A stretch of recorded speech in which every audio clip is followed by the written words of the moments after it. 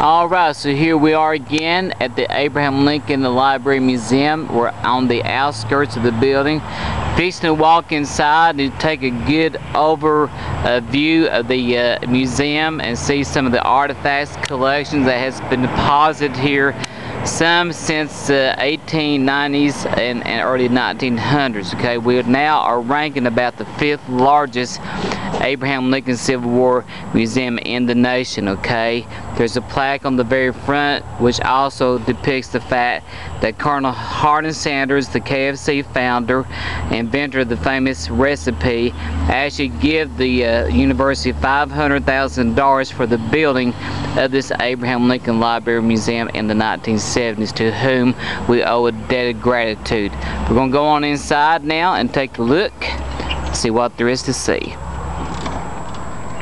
And the first thing you come to is, of course, a statue of Abraham Lincoln depicting him in what was his Indiana Hoosier years, if you please. And there, of course, is a statue. This actually shows a book in his right hand and an axe and by his side, as well as his pet dog, whose name actually was Honey. Okay. We know that Mr. Lincoln, as a young boy, was a very avid reader. He read some of the material that he would read was Aesop's Fables, Life of George Washington by Mr. Ream, and of course he later would study law and become a practicing lawyer in the area of Illinois. Okay, over here to the side, because of the fact that East Tennessee was loyal to the Union, is why that President Lincoln wanted something special, I should say, to be done for the East Tennessee people, and he told that to General Oliver Otis Howard in 1863. And he asked Mr. Howard said, do something special for the East Tennessee people. They're loyal to the Union, and that's why the university is actually here today.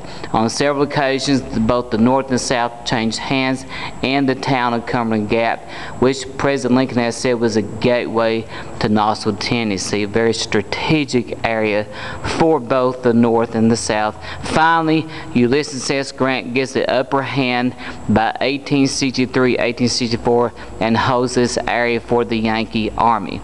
Now we're looking at an actual 1865 Confederate Civil War ambulance, which actually was used for transporting the wounded back to the area of the hospitals, while some cases be makeshift hospitals, and they were treated for their battle scars. Also in the makeshift hospitals, they were treated for disease.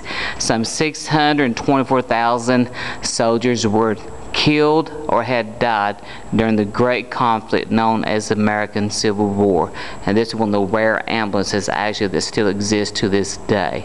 Now we're actually going to go inside and see a piece of the collection, and again, a special stop visit to the Abraham Lincoln Library Museum here on the campus of Lincoln Memorial University. Continue.